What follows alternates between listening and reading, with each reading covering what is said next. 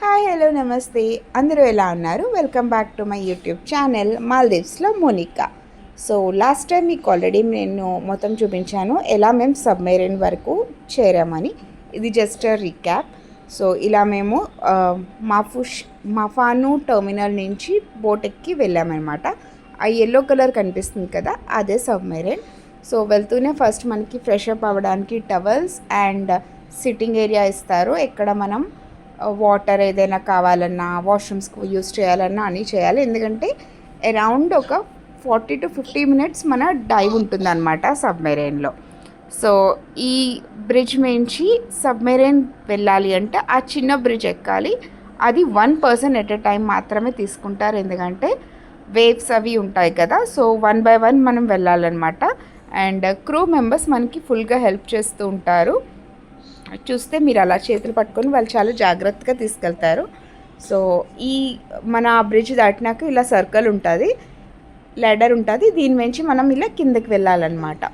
So పిల్లల్ని కూడా వాళ్ళు చాలా జాగ్రత్తగా తీసుకెళ్తారు. అందరికీ బాగా హెల్పింగ్. ఇదంతా సిట్టింగ్ ఏరియా, రెండు వైపులా మనం కూర్చోవచ్చు. మేము వెళ్ళిన టైంలో ఓన్లీ వన్ సైడ్ అందరినీ కూర్చోపెట్టారు, ఎందుకంటే వన్ సైడ్ మెంబర్సే ఉన్నారు. సో ఈ ఏరియా అంతా ఓపెన్ వదిలేశారు, అందరం కలిసి అట్టే కూర్చున్నాం. అండ్ తక్కువ మెంబర్స్ అవ్వడం వల్ల మాకు కోరల్ కూడా చాలా ఎక్కువసేపు చూపించారనమాట. ఒకవేళ రెండు వైపులా మెంబర్స్ ఉంటే మాత్రం సబ్మెరైన్ని రొటేట్ చేస్తారు, ఆర్ మన సిట్టింగ్ ఏరియాని అటు నుంచి ఇటు మారుస్తారంట. సో మేమందరం సూపర్ ఎక్సైటెడ్గా ఉండేవాళ్ళం, కిందకు చూస్తూ ఓకే ఇంత కిందకు ఉందా, ఎందుకంటే మనం సబ్మెరైన్లోంచి కిందకి వెళ్ళినాకే చాలా మనకి ఫిషెస్ కనిపిస్తాయి. విన్నది ఏంటి అంటే సబ్మెరైన్కి ఏదో ఫుడ్ అటాచ్ చేస్తారంట, దేంతో అక్వా లైఫ్ అట్రాక్ట్ అయ్యి మన చుట్టూరా ఎక్కువ వస్తాయి అని విన్నాను. I'm not sure 100%. తో పిల్లలు పెద్దలు అందరూ సూపర్ ఎక్సైటెడ్గా కూర్చున్నాము.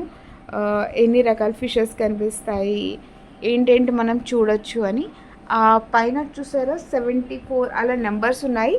అవన్నీ ఏంటి అంటే మనం ఎంత డెప్త్ ఉన్నామో చూపిస్తుంది అనమాట. అండ్ మా పాప అయితే ఇంకా కిందన కూర్చునిపోయింది, అన్నీ కిందకి అంత ఎక్సైట్ అయిపోయింది యాక్చువల్లీ. అందరం చూసారా ఎలా ఎలా చూస్తున్నాము. అండ్ మీకు కూడా చాలా ఫిషెస్ కనిపిస్తూ ఉంటాయి. ఇదంతా కోరల్ అనమాట. సో ఇక్కడ మాకు డిఫరెంట్ ఏంటి అంటే ఫస్ట్ టైం నేనైతే లైవ్ ఆక్టోపస్ని చూశాను. టోటాయిస్లో అయితే మన పైనుంచి అలా వెళ్తున్న ఫీలింగ్ వచ్చింది. డిఫరెంట్ ఫిషెస్ కనిపించాయి అండ్ చాలా చాలా బాగుంది. ఇది సమ్ క్లిప్ అయితే కొంచెం మేము తీసాము. అండ్ మోస్ట్లీ నేను వీడియో కన్నా నేనైతే ఎంజాయ్ చేస్తూ ఉండేదాన్ని.